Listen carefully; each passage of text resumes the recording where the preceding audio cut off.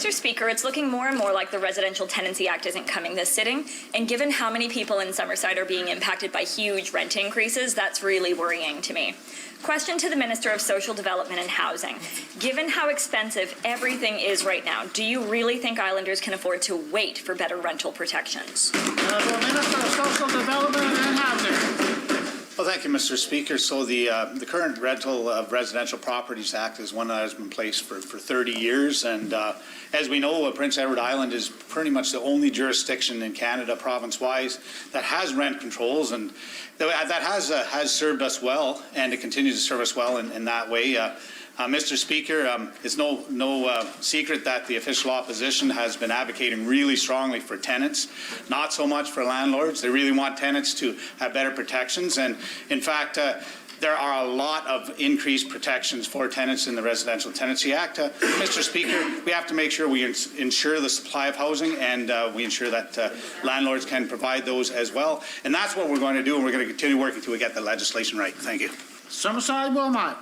Mr. Speaker, let's unpack how well this actually does serve people. When people go through a hearing for a larger than allowable rent increase, they're often disillusioned by the process. What is being used to make the decision to increase a senior's rent by 30%, 40%, 50% is totally unclear, and the decisions made by the director are done so in secret. Question to the Minister of Social Development and Housing. Why are the decisions from the rental board kept from the public? The Minister of Social Development and Housing. Well, thank you, Mr. Speaker. And this is a really important topic. And the member from Summerside-Wilmot and I have had many conversations on this. And the Islander, the Island Regulatory and Appeals Commission, of course, is a quasi-judicial body, and they're the ones currently responsible, the director in there, for enforcing the Rental Residential Properties Act. And Mr. Speaker, this is one of the conversations we're having. It's not finalized. We want to continue to work with the official opposition. We want to work with advocacy groups for both landlords and tenants, and we want to get this right because transparency is a key issue that we have to get right going forward.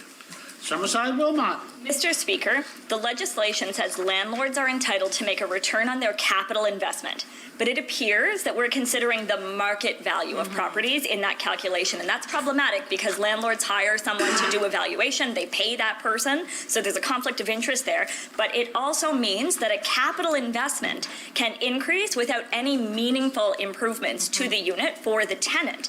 Question to the Minister of Social Development and Housing. What is your department doing to address this issue and protect tenants from excessive and unfair rent increases? Honourable Minister of Social Development and Housing. Well, thank you, Mr. Speaker. So as the member across knows that any rental increase outside of the yearly approved increase by IRAC has to go through a process, and it does need to be more transparent on how they approve those increases. In fact, I hear from landlord groups as well. They say it's completely inconsistent. They get different rulings. They may have similar units in the same location. And Mr. Speaker, it's an area we do have some work to do in, and you know, we're going to continue to make sure that process is transparent, and we're going to make those improvements.